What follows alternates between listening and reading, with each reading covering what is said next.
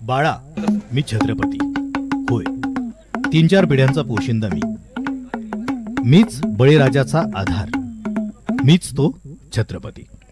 बाळांनो, आयुष्याची उणीपुरी 68 वर्ष झाली मला.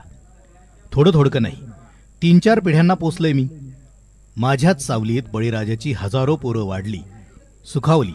त्यांच्या पुढच्या पिढ्याही सुखात वाढल्या. माझ्यामुळेच तर डोक्यावरची काडाची छपरं जाऊन पत्र्याची, सिमेंटची झाली. मोठमोठे इमल्या हौसेने बांधले गेले. घरात एकमत आणि बाजारात पत माझ्याचमुळे तर निर्माण झाली. आता माझ्यानं चालवत नाही. फक्त वय झालं म्हणून नाही, तर एखादा अपघात घडावा आणि डॉक्टर वेळेत मिळाला नाही की जे घडतं तेच काहीसं हळूहळू माझ्या वाट्याला आले.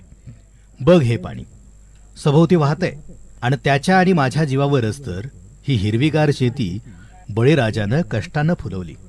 पाहतोयस ना रे हे सगळं. आता 68व्या वर्षी मला पुन्हा पायावर उभं करायचा घाट घातलाय. माझीही पुन्हा उभी राहायची इच्छा आहे, प्रचंड इच्छा आहे. जशा मागच्या 3-4 पिढ्या जगवल्या, पोचल्या, तशाच पुढच्या कैक पिढ्या माझ्याच जीवावर तगाव्यात, त्यांच्या घरातही समृद्धी फुलावी ही अत्यंत उत्कट इच्छा आहे माझी. पण काय करू, कधी कधी वाटतं चहूबाजूंनी अंधार पसरलाय. या अंधारात मीच माझ्या लेकरांना आवाज देतोय, अरे बाबांनो, वाचवाल ना रे मला. मला तुम्हाला खूप साथ द्यायची आहे रे. या मातीतून मला बाहेर काढू नका. उलट आणखी माझे पाय घट्ट रोवावेत असा माझा पाया भक्कम करा रे कोणीतरी. बरीच हाक मारली, कोणीतरी येईल म्हणून. अरे हो, माझ्या क्षीण झालेल्या कानात कोणीतरी प्राण फुंकावेत असं काहीतरी झालंय. तो दूरवरचा आवाज हळूहळू मोठ्या मोठ्याने ऐकू येऊ लागलाय. बाळा, हळू कान देऊन ऐक.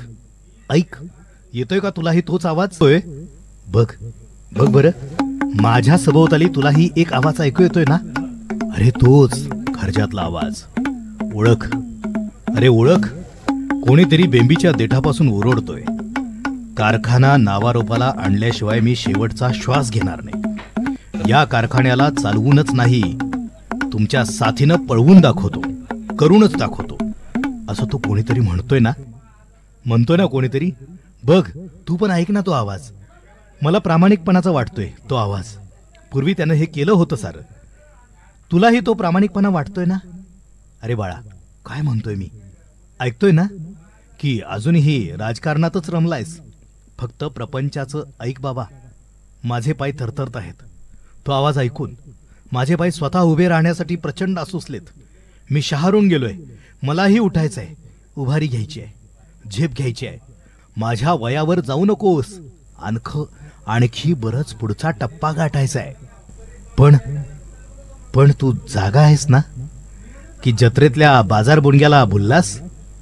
मला उभा करतोयस ना? तू देखील श्वासात श्वास असेपर्यंत तुझ्या हक्काच्या या म्हाताऱ्याला पुनर्जन्म देणार ना? मग त्या भल्या माणसाच्या बेंबीच्या देठापासून आलेला आर्त आवाज ऐक. ऐक तो आवाज. तो आलाय. तो आवाज ऐकला नाही तर माझ्या जागी पुन्हा मातीचे ढिगारेच. नाहीतर पुढे काहीतरी तुला माझ्या सावलीत यायला परवानगी घ्यावी लागेल. बरं सावध हो. दिवस आणि रात्र ही वैरायची आहे. डोक्यातील छोटा राग तुझ्यासाठी धोक्याचा ठरल बर का.